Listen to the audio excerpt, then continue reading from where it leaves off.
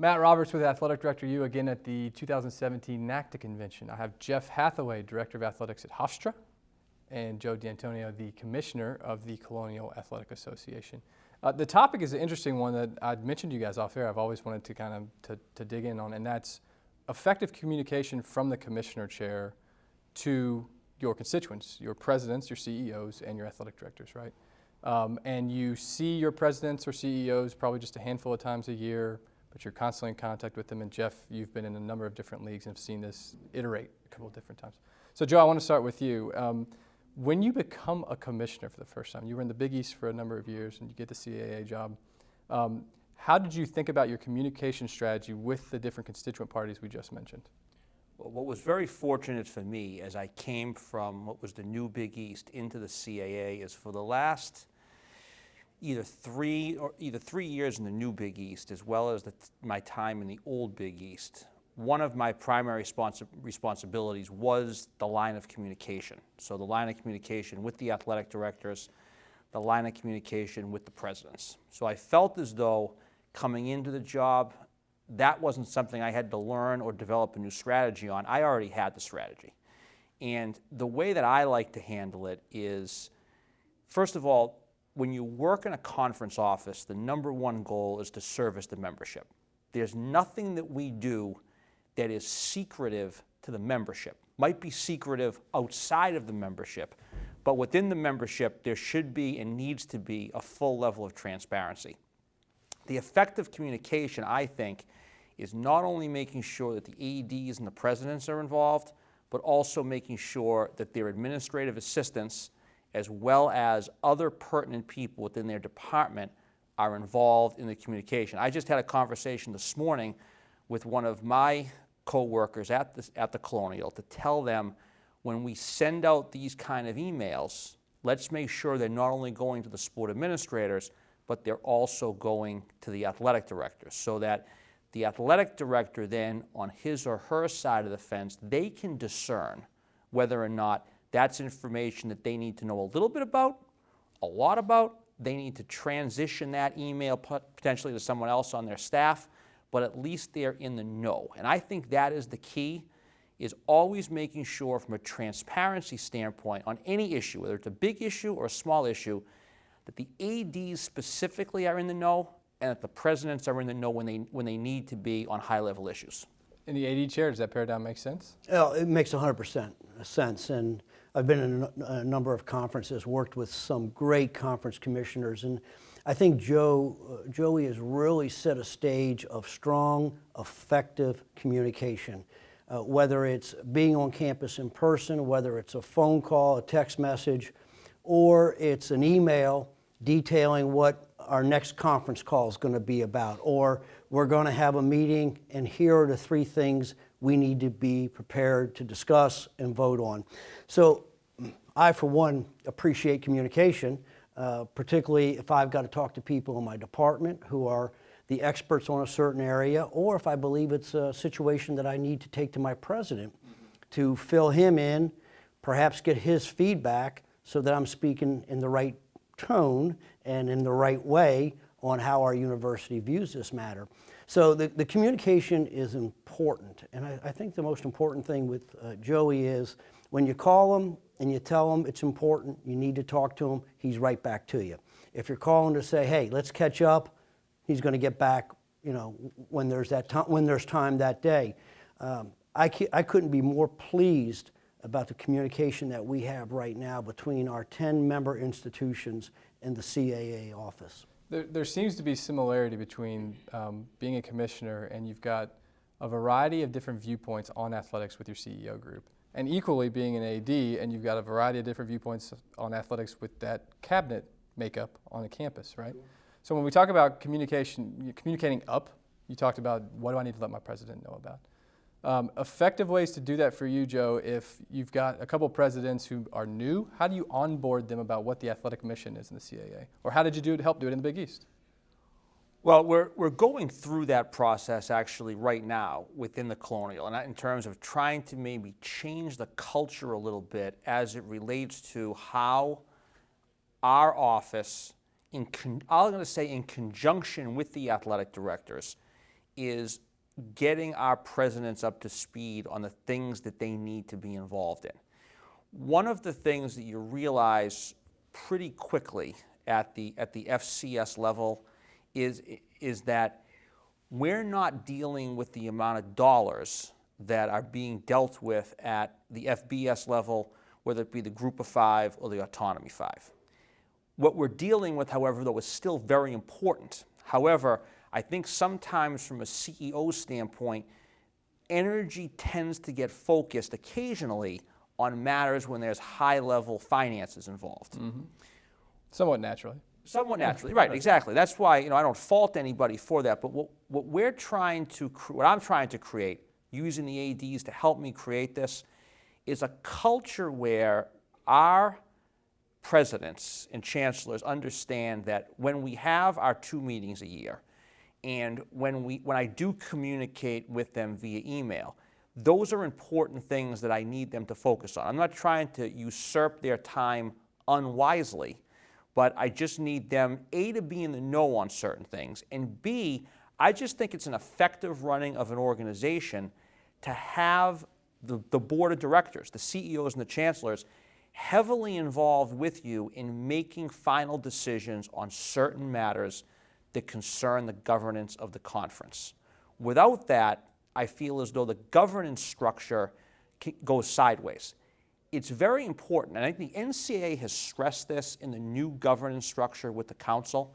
And when you saw the new NCAA governance structure come into play 3 years ago, it was stressed imperatively, the ADs are the practitioners.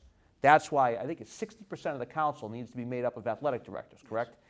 And I take that to heart every day. Jeff, the other 9 ADs that are full members, and the other 7 ADs from our football affiliate members, they are the practitioners. They are the men and women that I'm leaning on a day-to-day basis to assist me with the running of the conference. That's extremely important. Those relationships are important, and we talked about in the last question how much the communication is important. But what's also equally important as we deal with high-level issues in the conference is making sure that I'm also in a relationship with our CEOs, presidents, and chancellors, so that when it comes time to make those decisions, we're making them in an organized, concise, and meaningful fashion. And they know that when I'm bringing them together, I'm bringing them together for a meaningful purpose. If you have an issue that you want to present to your president or chancellor, given your previous stops, strategically, if you think it's an issue that you might not get immediate approval on, are you building consensus with others on the cabinet? How do you position it with them, given their own personality and backgrounds? Are you just having a conversation? Are you laying out, what's that usually like? Well, I think my president's been on campus for many, many years, and he's been a president there for 16 years, has strong opinions, and is a lawyer by background, and is very good in taking in information, processing it, and giving you feedback quickly. I don't like to waste his time. I enjoy being with him, don't like to waste his time though. And so I come, usually send him an email up front and say, hey, we need to talk about these 3 things. I come in, we sit down, we go over them one by one. He'll digest it, ask me questions, and we usually get it resolved in one meeting. That's just the way he works very effectively. I think when we get into issues where we've got to go out to our group of coaches, sometimes I want to reach out to our coaches before I go to our president. And this is one of the things that the commissioner is great about. If we're on a conference call about a topical issue, for example, basketball scheduling, the commissioner will say, hey, have your coaches there, have your basketball coach there, your women's basketball coach there, whatever the case might be. So we operate in a very transparent manner in the CAA. We put the issues out there, we kick the tires, we vet it, sometimes have some good give and take. But the bottom line is that at the end of the day, I like to think that we have really looked at it from all angles, whether it's working with our coaches in the conference office, working with our CEOs in the respective campuses. I think we have a very good communication skill set right now and a process that's working and letting us make the best decisions. And the other thing that I think we really feel right now is we can vet any issue. We can pull something back from 8 months ago and say, you know what, funny feeling about this. Can we put this back on the table and let's have another crack at it? And we recently did that on a basketball scheduling issue. And it was great how engaged the commissioner was, his staff was, the ADs were, and all of our basketball coaches. And we worked through that to find a very good result. And everybody was involved, everybody was bought in. It all worked out. How many times a year do you get in front of your full board at Hofstra? Oh, the full board? Full board. Full board meets maybe 4 or 5 times a year. And you got a slice of that time? It depends on what the topics are. You know, I think it's very interesting the difference of a board meeting in the private sector versus a board meeting in the public sector. I have 30 years of state experience, 5 years of private experience. The state experience, the board meetings are open to everybody. I mean, you have the media there, you have faculty there, you have general public there. Those are wide open and everybody's involved. The private sector board meetings are run a little bit differently. So I'm used to both. I think in the public sector of higher education, there's much more vetting on a public basis. There's much more interaction. There's more questions on a public basis, just by nature of being a state university. I asked the question because I think it's fascinating that twice a year you get all the CEOs together. Only twice a year do you have their attention for, let's call it 6 to 8 hours. Mm-hmm. How do you decide priority-wise what goes on the agenda? Yeah. Not everything, clearly, and you're communicating with them regularly, but that's your chance, right? I'm dealing with that issue actually as we speak, as we're getting ready for a board meeting here in a couple of weeks. And I think it really boils down to this, and it goes back to maybe a little bit how I answered the previous question, and I'll dial in a real-life example for you. There are going to be, in my mind, at the level that we're at right now, only a certain number of specific strategic issues that need to come before the board for a vote. Example in my mind right now, and Jeff knows this one because we've been talking about it over the last couple of months, the NCAA is getting ready to institute a program called value-based revenue distribution. I'm sure you know what it is. And every conference has now been charged with determining, as they begin to receive this money from the NCAA in the spring of 2020, based on the academic prowess of their member institutions reaching certain benchmarks, how are they going to distribute that money to their membership? The ADs, in my mind, need to be heavily involved in making that decision. However, because we're now dealing with a large financial component of money coming into the conference, the final decision on that matter needs to be made, in my mind, and I've shared this with the ADs, by the chancellors and presidents. So what we've done is as Jeff talked about in his last answer, we have vetted that issue with the athletic directors. And the athletic directors, when we meet in a couple of weeks, are going to be prepared to make a recommendation to the board of how they think the conference office should be dealing with this issue, and then the board will take the final action. So that's an example of what I would consider to be a high-profile matter within the conference that the board needs to be involved in and cast a final vote on. Sure. And I would add to that, that as we knew that conversation was coming at our summer meeting, you know, most of us, if not all of us as athletic directors, sat with our CEOs and said, here's an issue that we're going to vet at the summer meeting that's going to come up at the president's meeting at the end of the year. I want to make sure I'm getting my thoughts into the president, I'm hearing his thoughts, and see if we agree where we are, so that when we talk at the CAA meeting, people understand where Hofstra is on this matter. And so even though Joe, the commissioner, will talk to the presidents at the president's meeting, lay it all out, you know, hopefully we've all done the work on the back channel to make sure Joe has a good idea of where we are, and each other, we have a good idea where each other school is, and this should go very smooth, we hope. Sure. In as many variables as y'all are comfortable answering this question, you come at it from a different way. Let's describe an ideal CEO. How would you start that, Jeff? Well, I think an ideal CEO is a person that is open and you can sit face-to-face with, have direct conversation, put everything on the table, as I like to say, to see if we're on the same page as I like to say. Somebody that will ask the good questions so that they have the information, but also challenge me to make sure I'm prepared for the meeting.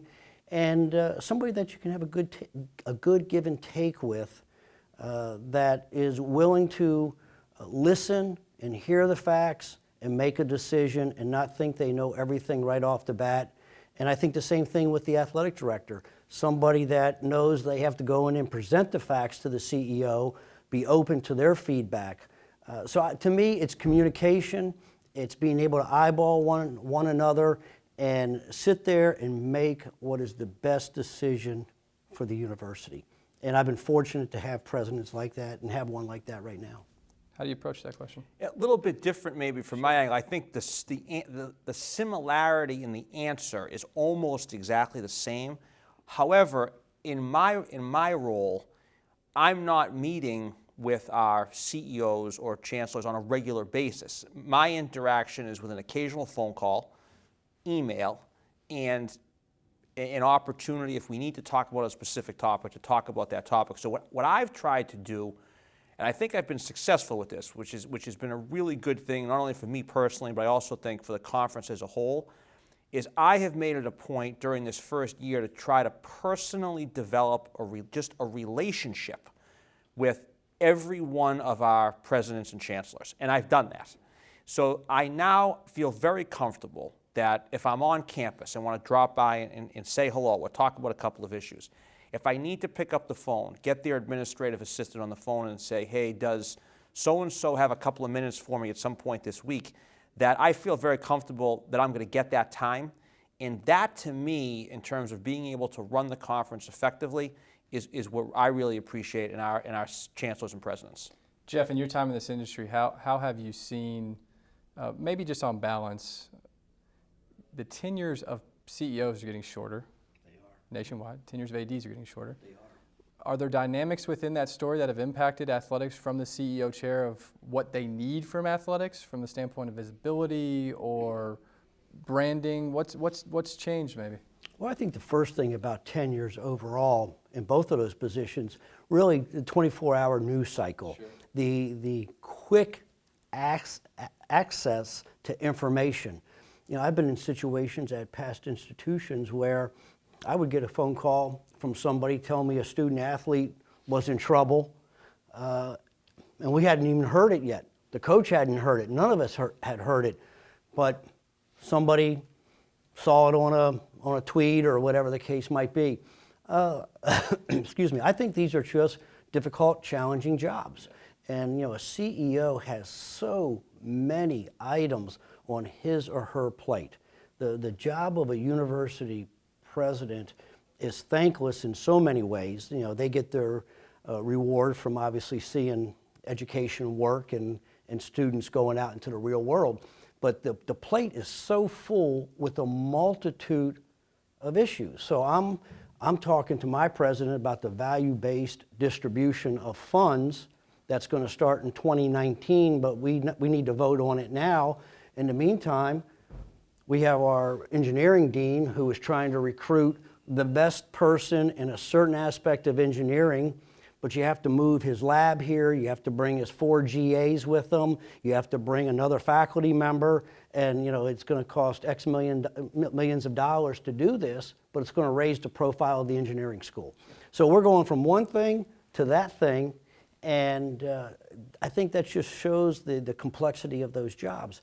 I think from the AD standpoint on it, Matt, the 24-hour news cycle has really impacted the AD's job, the coach's job. It's just continuous. It's just continuous. And I think we just see so many more issues today than we saw before. I was matter of fact, Joe and I were both in a meeting today where we were talking about student-athlete issues, mental health issues, not only of student-athletes, of students on higher education campuses who are dealing with some mental health issues. You bring that over to the student-athlete, not only do they have those issues, they have the complexity and the time demands of being a Division I student-athlete. I don't know that we were talking about some of those things 10 years ago. You know, I don't know that we were talking about time demands 10 years ago. the student athletes clearly didn't have the voice they have now, which is well-deserved and has enriched the process, but that wasn't there 5, 10 years ago. So both of these jobs are very complex, and as you know, over time you say no to people, you have to deny things, you have to fire people, you make a bad hire here and there, both with presidents and with athletic directors, and I think all those things come together to make these shorter tenures for both positions. I think I heard somebody who we would all know in this industry said to me one time, if you're president, there's 3 things that can get you fired. And only one of them has changed over the last 10 to 20 years. The 3 things are, don't renovate your house in some fancy manner, right? Your university house. Make sure the medical school, if you have a medical school, is in really good shape. And 3 is athletics. And that seems to be the piece that has changed most significantly the last 20 years, let's say.